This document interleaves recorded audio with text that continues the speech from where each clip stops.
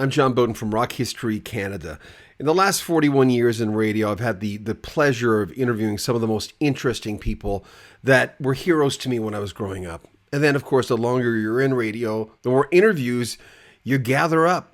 But I have to say, Tom Wilson is probably one of the most interesting men I've ever talked to. As a broadcaster, I wish I had his ballsy voice for starters. And he just kind of seems like a cool dude. He's been through a lot, though, and he's very transparent about it. We talk about sobriety in this clip. Junk House, Blackie and the Rodeo Kings, his solo career, but why he's clean. We talk about that and a lot more in this clip on Rock History Canada.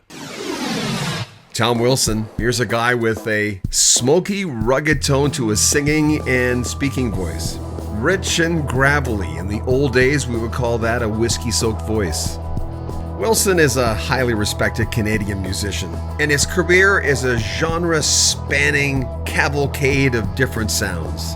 Wilson was born in Hamilton, Ontario, and he's made an incredible mark on Canadian music, both as a solo artist and members of notable bands. First, we start with Junk House. He first rose to prominence in the early 1990s as the frontman to Junk House. Here's a band that combined grunge, folk, and blues. Their debut album, Strays, in 1993, featured the hit single, Out of My Head.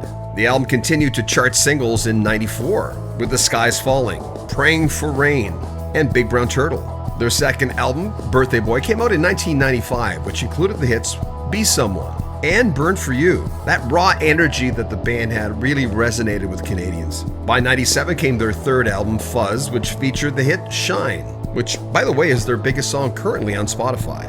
Wilson also co-founded the band Blackie and the Rodeo Kings in 1996, a roots and rock group that blended folk, blues, and country. It also featured two other Canadian music legends, Stephen Fearing and Colin Linden. The band initially formed as a tribute to Canadian folk musician Willie P. Bennett, and really has become one of the most enduring bands in Canadian history. Their 1996 debut, High or Hurtin', the songs of Willie P. Bennett, really showcased their ability to excellently reinterpret Bennett's work. It featured the single Lace and Pretty Flowers, while the record Kings of Love in 1999 had the hit singles The Lucky Ones and Lean on Your Peers. The album Bark in 2003 featured their hit single Stoned. By 2008, they released Swinging from the Chains of Love, a best-of album. In 2011, the album was Kings and Queens, with If I Can't Have You and Another Free Woman Gets to Walk Away. They've collaborated with Emmylou Harris, Lucinda Williams, and a host of other great musicians. By 2014, the album Self featured the popular streaming tune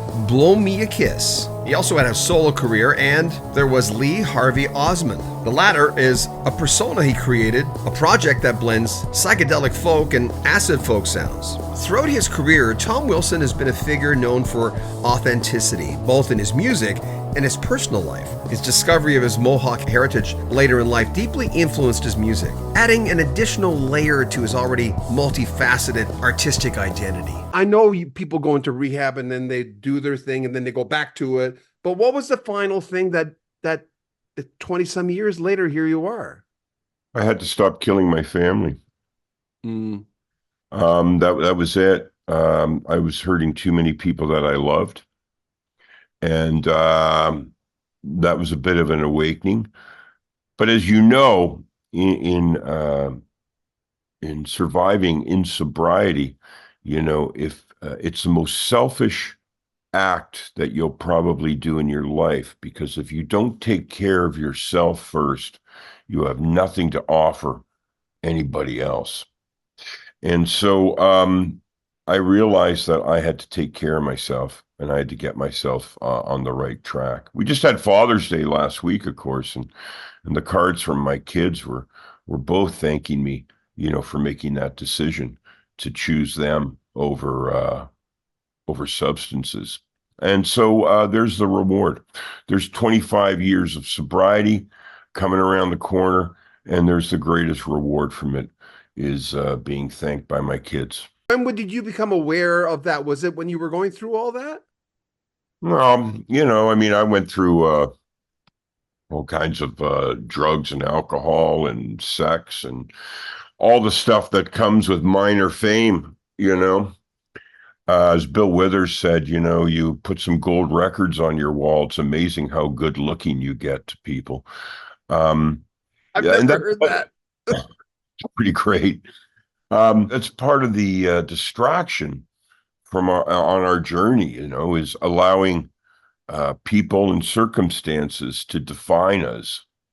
Um, and so I went through, putting those gold records on my wall and indulging myself in all kinds of sex and all kinds of drugs. People always want to put something under your nose or pour something down your throat, and I was a wide open vessel for that. So that was a bit of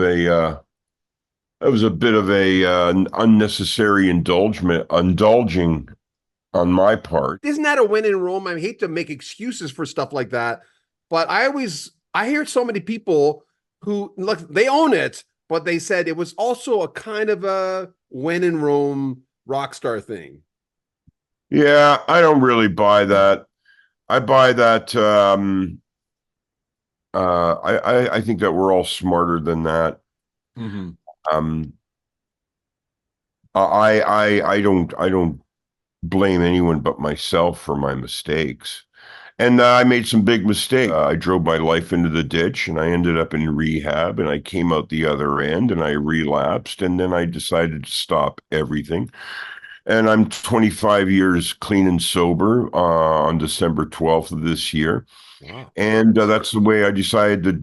That's a choice. I made that choice. Decided that's how I'm going to live the back end of my life. Well, from 40 onwards, pretty well the back end of your life.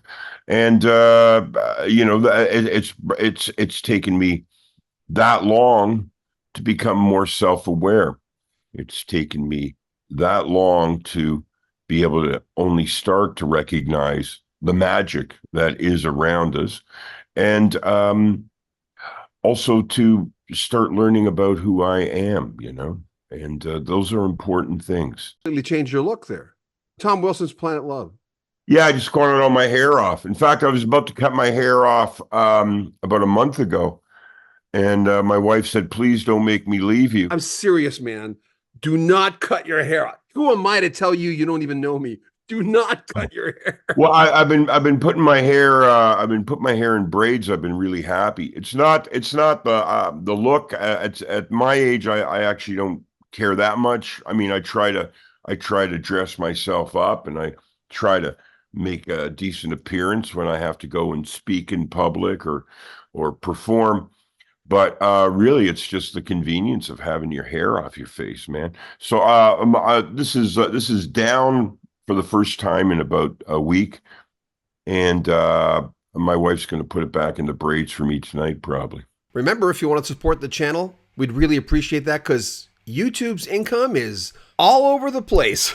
Some months are good, others are not so good. We have a PayPal link in the description. Right at the very top. You can also join our Patreon. You will get early access to all our videos. Or check out our swag store where you can buy a t-shirt, a coat, a cap with our logo on it. Remember to subscribe to the channel, share our videos, comment on them, and like them as well. I'm John Bowden. This is Rock History Canada.